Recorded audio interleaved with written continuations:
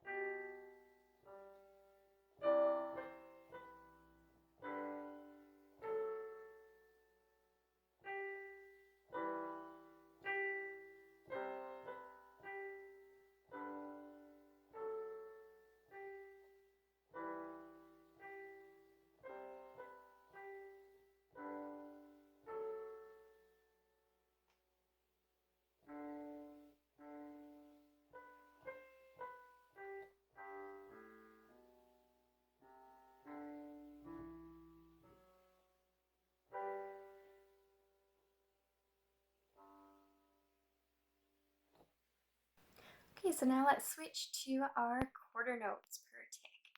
So we are going to be cutting this number in half. So instead of 65, we will be cutting it in half to about, let's go with 33.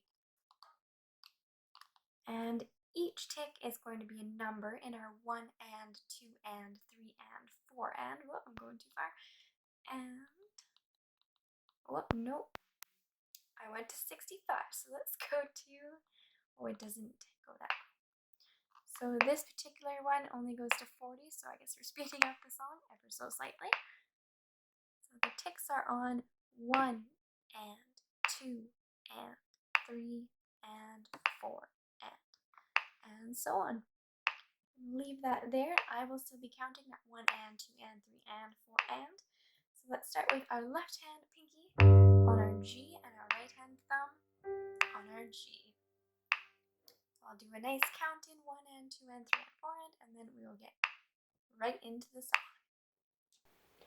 1 and 2 and 3 and 4 and 1 and 2 and 3 and 4 and 1 and 2 and 3 and 4 and 1 and 2 and 3 and 4 and 1 and 2 and 3 and 4 and 1 and 2 and 3 and 4 and 1 and 2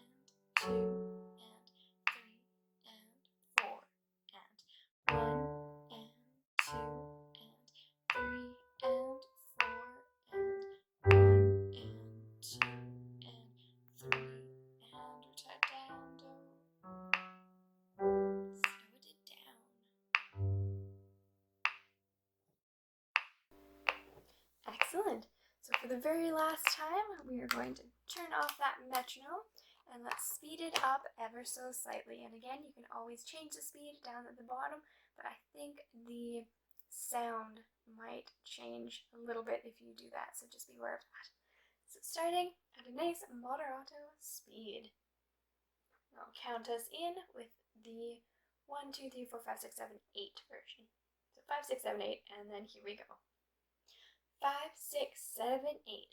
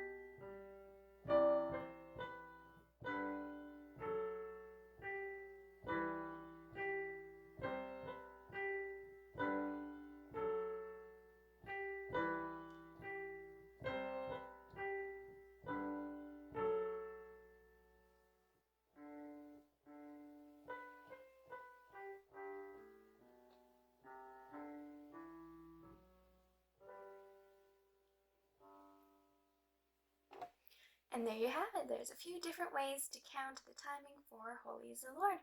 Make sure you check out my other videos on my channel and subscribe or like or whatever we're allowed to do now, and I'll see you in the next video.